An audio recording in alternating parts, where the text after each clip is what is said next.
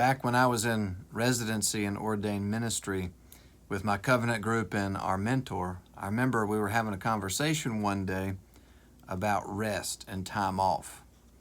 And at that time, the clergy vacation policy was that you would get 2 weeks, so including 2 Sundays, off if you had 5 years of experience or less. You'd get 3 weeks off, including 3 Sundays, if you had experience between 5 and 10 years. And then you'd have 4 weeks off, or 4 Sundays, including 4 Sundays, if you had over 10 years of experience. And continuing education stuff and annual conference was not supposed to be included in that time off. Well, during that conversation, I remember boasting that I had never really taken my full allotment of time, because there were some years when all the Sundays I ever missed were just the ones that would bump up next to annual conference or convocation on the rural church. I remember our mentor just looked at me and said, "Well, shame on you." I don't think I'll ever forget that. I don't think I'll forget it because here I was making this boast, thinking that I'd like score some points or something, that it was, a good thing to not take my full allotted time or gift of time off, where in reality, I was in need of a little admonishment for not receiving that full gift of time off. Well, last month during annual conference, a petition was approved that dealt with clergy time off. The petition basically wanted to give all clergy in the conference full-time, that were in full-time appointments, up to 4 weeks off, including 4 Sundays. And I think it's, regardless of how much experience they've had. So instead of needing 10 years of experience to get those 4 weeks or 4 Sundays off, it's available now, I think, to folks even fresh out of seminary. Now obviously I voted to approve that petition, if for no other reason, just my own bias and self-interest in the matter. But I'd be lying if I told you I didn't at least think for a moment about voting no. Now, why do you think I gave no? Or why do you think I gave voting no some thought? Well, it's because I'm going on my 7th year of experience. Hey, I've worked up to 3 weeks off.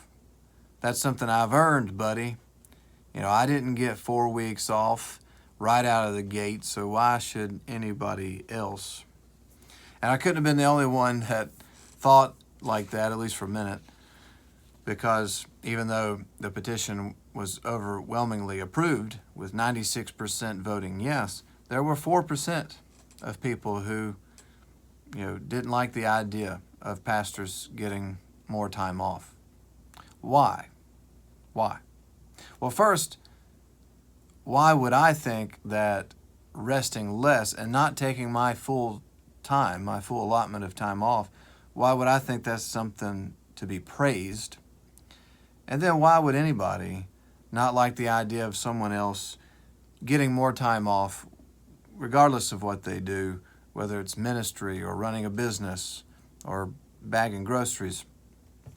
And maybe it's because the world has persuaded us to associate our worth with work, or tricked us into thinking we can't afford to take the time off because if we stopped working, then the earth would stop spinning.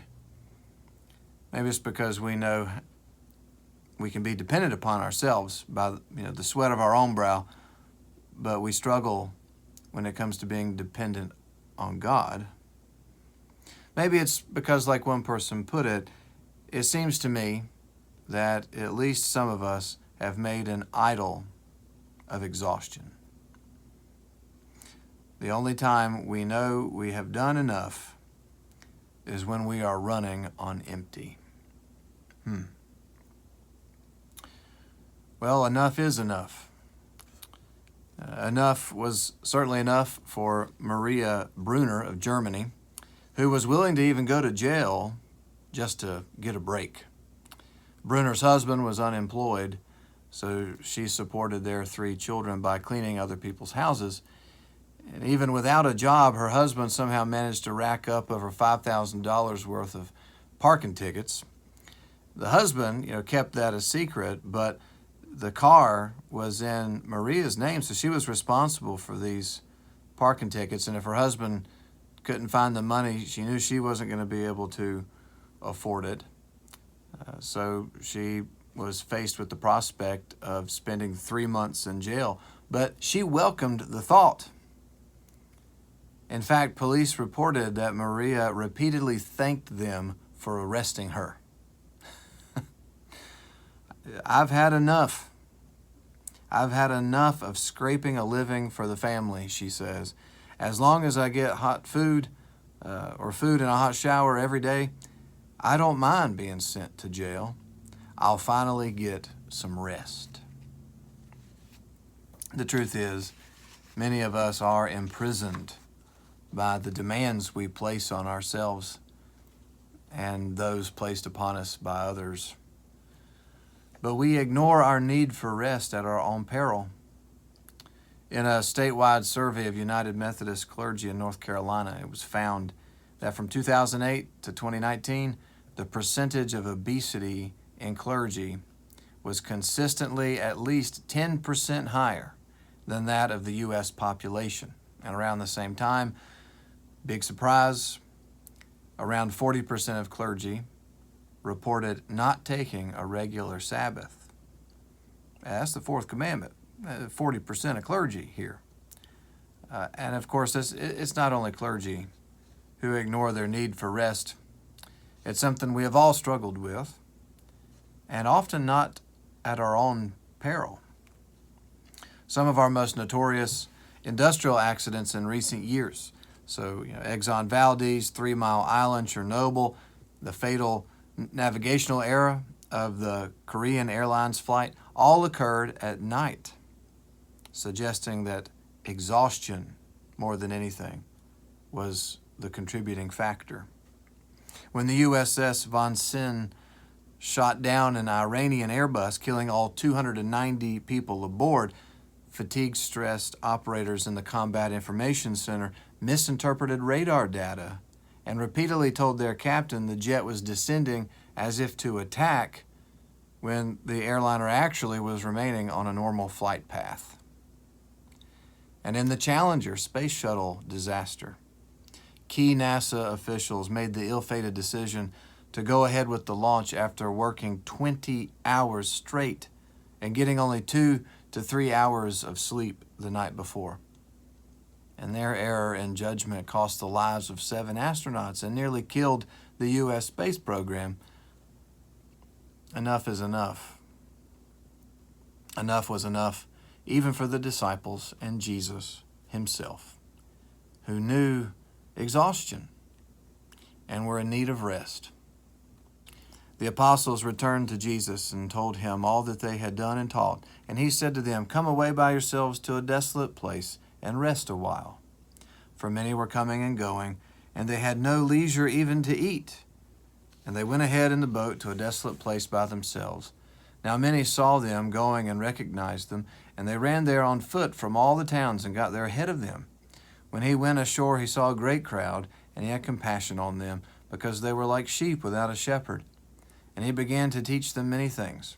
When they had crossed over, they came to land at Gennesaret and moored to the shore.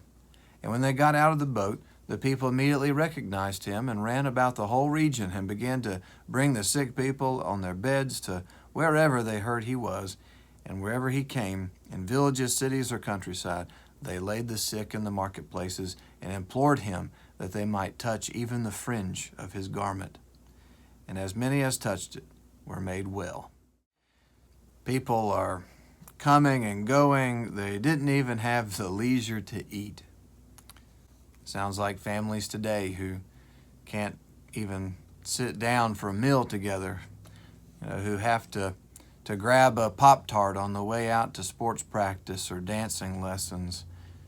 People are coming and going. They didn't even have the leisure to eat.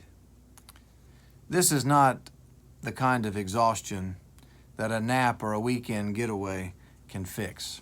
Now, there's nothing wrong with a nap, a nice nap, or a good weekend getaway, but Jesus has a different kind of rest in mind. After all, going to the beach for a week to get away from work is not going to work if we don't praise and give thanks to the one who made the oceans.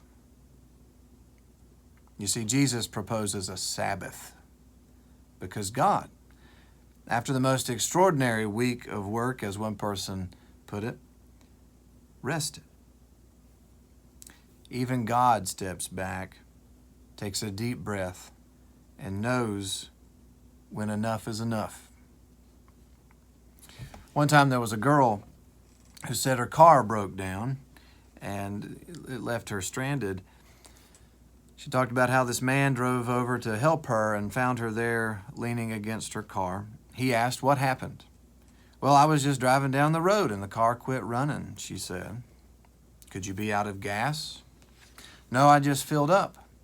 "Well, what happened? Did you hear any noise?" "Oh, yes," she replied. "As I was driving down the hill, it went brump, brump, brump, pow." The man then asked, "When was the last time you changed the oil?" She said, "Oil?" As it turned out, she had driven the car for over 2 years and had never changed the oil. Taking a Sabbath is kind of like an oil change for Christians. We only do damage to ourselves if we don't take the time to maintain our relationship with God. Or it's like the two men who had to clear a field of trees. The contract called for them to be paid per tree. Well, Bill wanted the day to be profitable, so he grunted and sweated, swinging his axe relentlessly. Ed, on the other hand, less concerned about profit, seemed to be working about half as hard. He even took a rest and set off to the side for a few minutes. Bill kept chopping away until every muscle and tendon in his body was just screaming. At the end of the day, Bill was terribly sore, but Ed was smiling and telling jokes. What's more, Ed had cut down more trees. Bill said, "I noticed you sitting over there while I worked without a rest. How did you outwork me?" Ed said, "Well, I wasn't just resting. I took the time to sharpen my axe." Now, some people read this scripture and say, look, the needs of the people continue to overwhelm Jesus and the disciples. They don't get the Sabbath that they really need. The work goes on. People come and go. The needs are so great, they don't even have the leisure to eat. That's just the way it is. And that's the way it should be for us too. But the truth is, the disciples do eat. Now, maybe they're not able to indulge themselves. Maybe they couldn't, have their Big Mac, large fry, and gallon of sweet tea, but they are fed. They're fed with grace. And that's what Sabbath is all about anyway. It's not about taking a day off. It's not about refusing to cut the grass or having to find some other place to buy a chicken sandwich. It's about faith maintenance. It's about getting topped off with and sharpened by the only thing that will ever truly be enough: the grace of Jesus Christ. Amen.